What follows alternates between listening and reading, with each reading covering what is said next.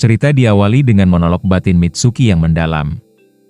Ia mengidentifikasi dirinya sebagai bulan yang berada di dalam kegelapan, seseorang yang tidak bisa memancarkan cahayanya sendiri.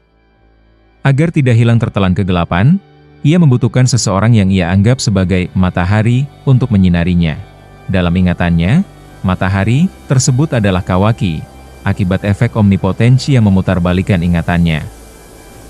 Mitsuki merasa bahwa selama Kawaki menyinarinya, cahayanya tidak akan meredup, dan untuk pertama kalinya ia merasakan arti keberadaan serta tujuan hidupnya. Namun, tiba-tiba ingatan itu terdistorsi saat kesadaran Mitsuki kembali ke realitas, di mana ia telah mengaktifkan Sage mode penuh. Ia melesat dengan kecepatan tinggi di dalam hutan Konoha dan menyergap Boruto yang sedang terdiam sambil melihat ke arah Mitsuki.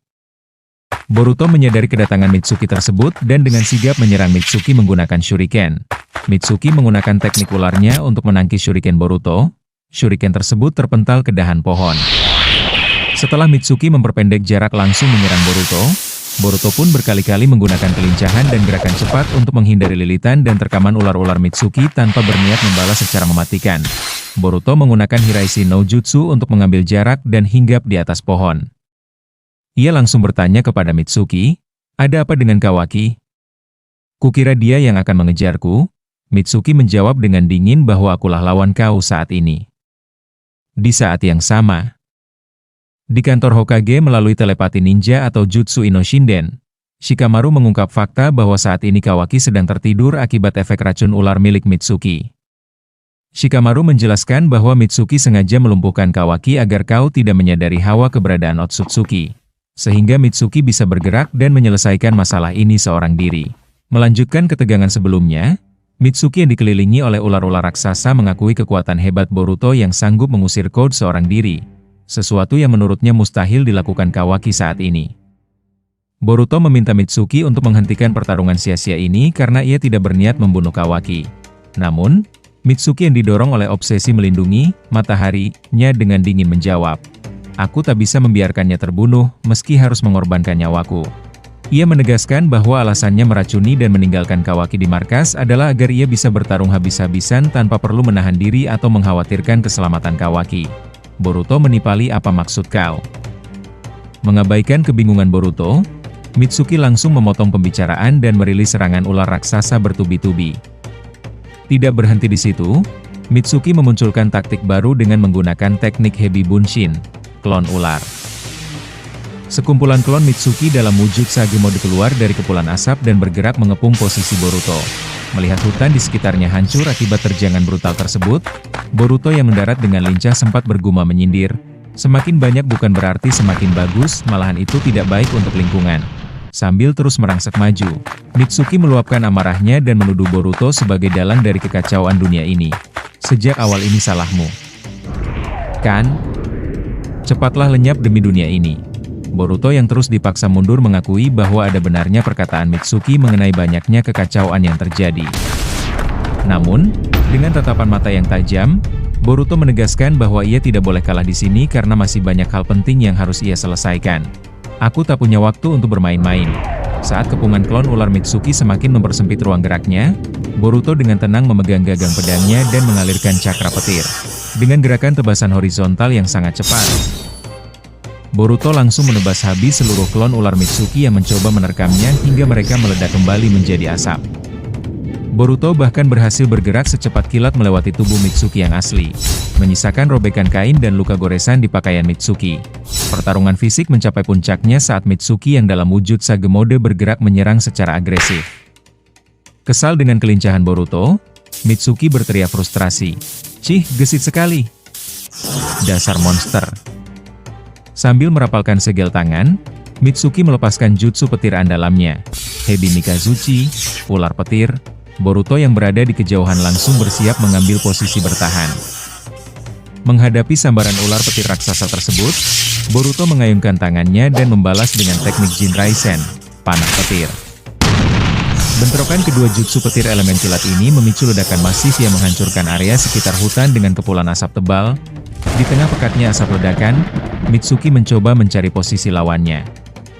Namun, dengan kecepatan yang sulit dipercaya, Boruto tiba-tiba sudah berada di belakang Mitsuki. Sebelum Mitsuki sempat bereaksi, Boruto dengan gerakan super cepat melesat melewatinya, menodongkan pedangnya tepat di depan leher Mitsuki. Pertarungan fisik seketika terkunci, Mitsuki terdiam tak berkutik di bawah ancaman bilah pedang Boruto.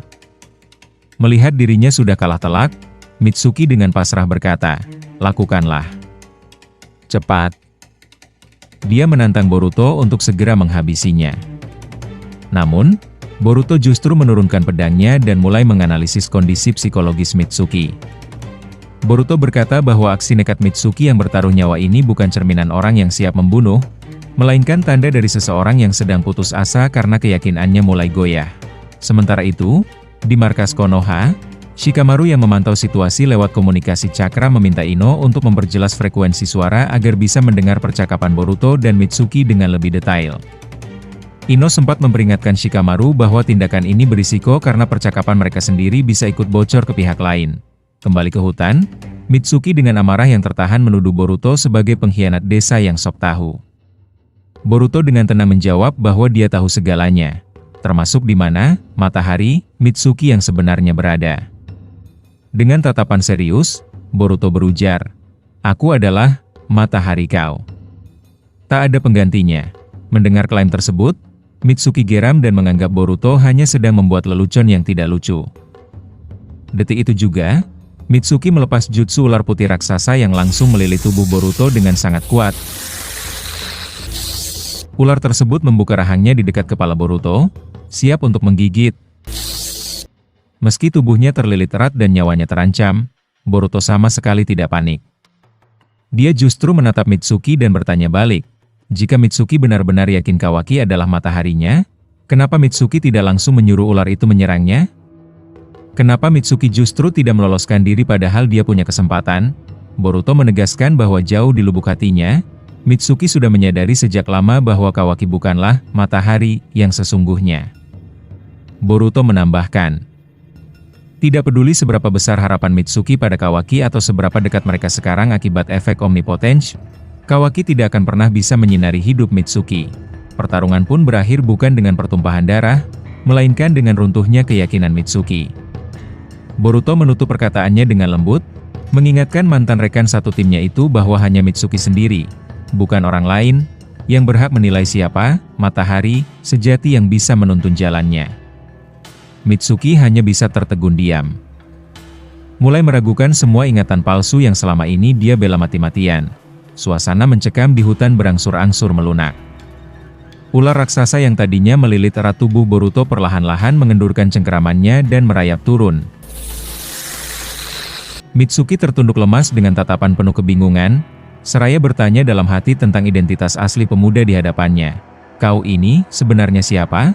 Boruto menatap Mitsuki dengan tenang dan menegaskan kembali niatnya. "Kau tak perlu khawatir. Itu salah paham. Aku tidak bermaksud membunuh Kawaki." Boruto menjelaskan bahwa perselisihannya dengan Kawaki adalah urusan pribadi di antara mereka berdua sebagai sesama saudara, yang suatu saat nanti harus ia tuntaskan sendiri.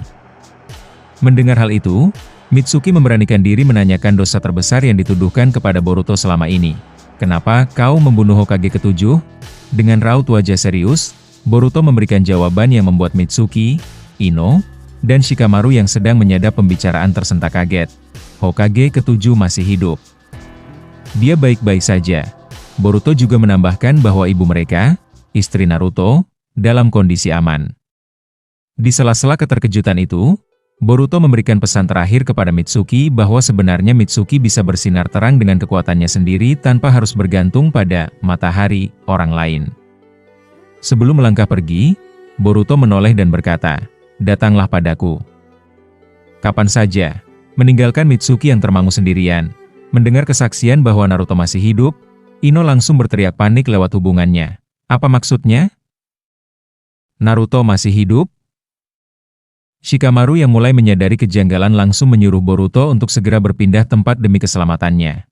Di saat yang sama, di sudut lain, Kawaki terbangun dari efek racun Mitsuki dengan tubuh lemas dan kesal.